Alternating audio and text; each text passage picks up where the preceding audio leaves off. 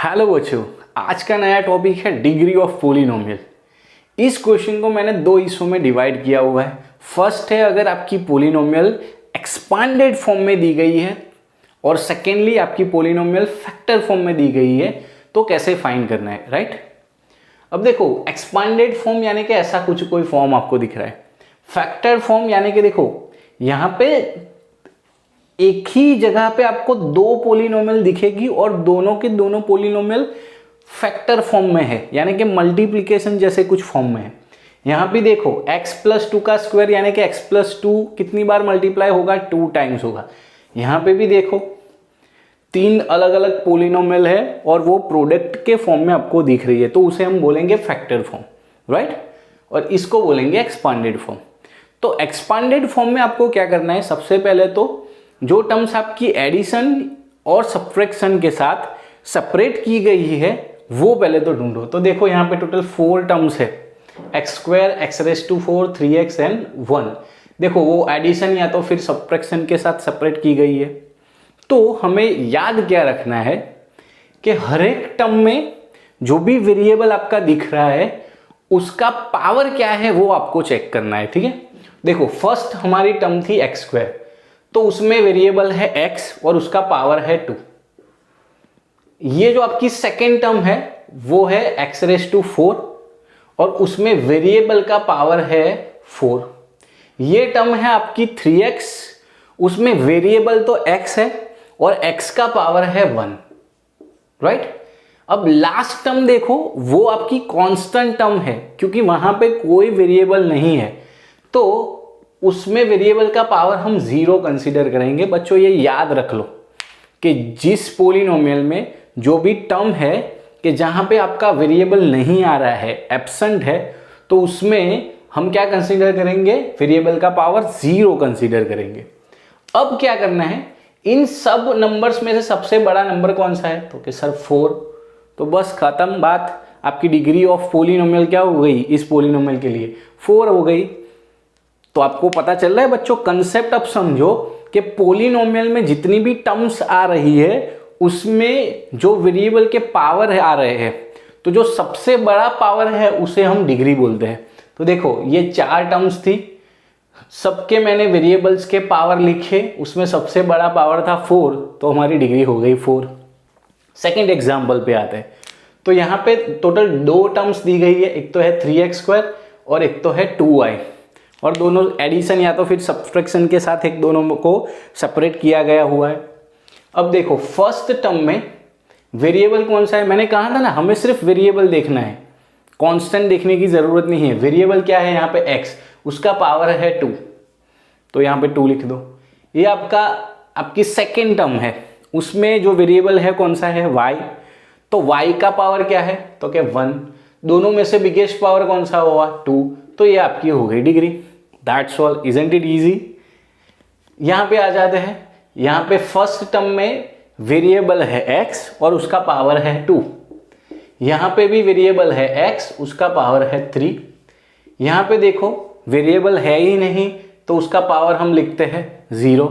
तीनों तीन में से बिगेस्ट पावर है 3, यानी कि इस पोलिनोमियल की डिग्री हो गई 3। क्वाइट ईजी हो गया हमारे लिए।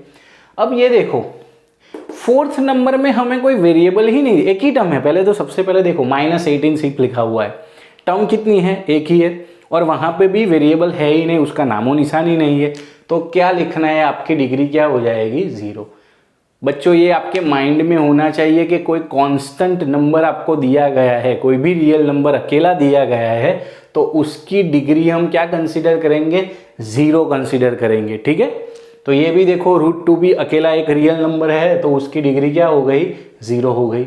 अब 0 की बारी, मैंने बोला था कि कोई भी रियल नंबर आपको दिया जाता है तो उसकी अकेला अगर दिया जाता है तो उसकी डिग्री 0, बट वो रियल नंबर खुद 0 ही हुए तो बच्चों याद रख लो कि अगर आपका नंबर 0 है, एज अ टर्म आपको दिया गया है, तो उसकी जो डिग्री है बच्चों, उसकी जो डिग्री है वो नॉट डिफाइंड है। वो बच्चों क्या हो जाएगी, नॉट डिफाइंड। उसका भी रीजन मैं आपको दे सकता हूं। देखो 0 को मैं 0 × x² लिख सकता हूं, लिख सकते हो सर क्यों, एक्स स्क्वायर को अगर मैं 0 से मल्टीप्लाई करूँ क्या हो जाएगा, 0 ही हो जाएगा ना। अगेन मैं 0 को 0 इंटू वाई क्यूब लिख सकता हूँ। बिल्कुल सर लिख सकते हो, क्योंकि वाई क्यूब को अगर 0 के साथ मल्टीप्लाई करो तो क्या हो जाएगा, 0 हो जाएगा ना। तो अब बोलो 0 को मैं ये भी लिख सकता हूँ, 0 को ये भी लिख सकता हूँ। अगर मैं 0 को 0 एक्स स्क्वायर लिखता हूँ ना, तो उसकी डिग्री यानी कि वेरिएबल x है तो उसका पावर तो 2 है, तो डिग्री 2 होनी चाहिए। अगर मैं 0 को 0 इंटू वाई क्यूब लिखता हूँ तो वहां पे वेरिएबल y है और उसका पावर है 3, तो डिग्री 3 होनी चाहिए। तो अब मुझे बताओ कि 0 को 0 एक्स स्क्वायर लिखो तो डिग्री 2, 0 को 0 वाई क्यूब लिखो तो डिग्री 3। तो ये तो कोई डिफाइन जैसा लग ही नहीं रहा है। अगर हर बार एक ही आंसर आए तो पर्टिकुलरली डिफाइंड है ना, बट ऐसे तो देखो 0 को मैं 0 वाई रेस टू 100 भी लिख सकता हूँ, 1000 भी लिख सकता हूँ। तो ऐसी कोई डिग्री परफेक्ट आपको कोई फिक्स्ड वैल्यू मिलेगी नहीं मिलेगी ना। इसीलिए 0 टर्म अगर आपको दी गई है, टर्म के तौर पे आपको 0 दिया गया है तो उसकी डिग्री नॉट डिफाइन आएगी। राइट बच्चों, अब थोड़े एडवांस्ड लेवल के क्वेश्चंस आते हैं जो कि कौन से फॉर्म में होता है, फैक्टर फॉर्म में होते हैं। तो वहां पे क्या होगा बच्चों, जो पोलिनोमियल्स है 3-4 पोलिनोमियल यानी कि एक से ज्यादा पोलिनोमियल्स प्रोडक्ट यानी कि फैक्टर के फॉर्म में होगी, तो उनकी ओवरऑल डिग्री क्या होगी वो हमें फाइंड करना है। तो सबसे पहले बच्चों क्या करो, देखो यहां पे एक ये पोलिनोमियल है, ये भी एक पोलिनोमियल है और दोनों प्रोडक्ट से जुड़े हुए हैं। तो आपको क्या करना है, सबकी पहले सेपरेटली डिग्री फाइंड कर लेनी है। देखो मैं ये फर्स्ट पोलिनोमियल है x+2, उसकी डिग्री निकालता हूं।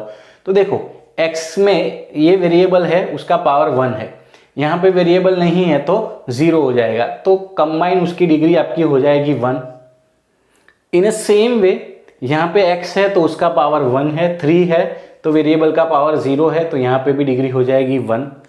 ठीक है, अब ध्यान रखो बच्चों कि दोनों प्रोडक्ट में थे ना, तो जो आपकी फाइनल डिग्री आई ना उनका आपको सम कर देना है, तो आपकी फुल एंड फाइनल डिग्री हो जाएगी 2।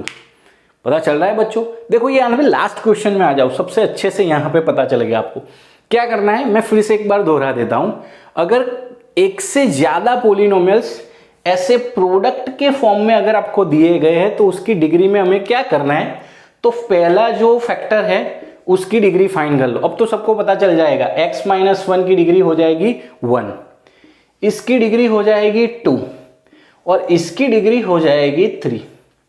ठीक है बच्चों, ये मैं आपको होमवर्क के तौर पे देता हूं कि अगर इसको ऐसे सेपरेटली कंसीडर करूं तो उसकी डिग्री यही आएगी कि नहीं आएगी, वो आपको होमवर्क के तौर पे करना है।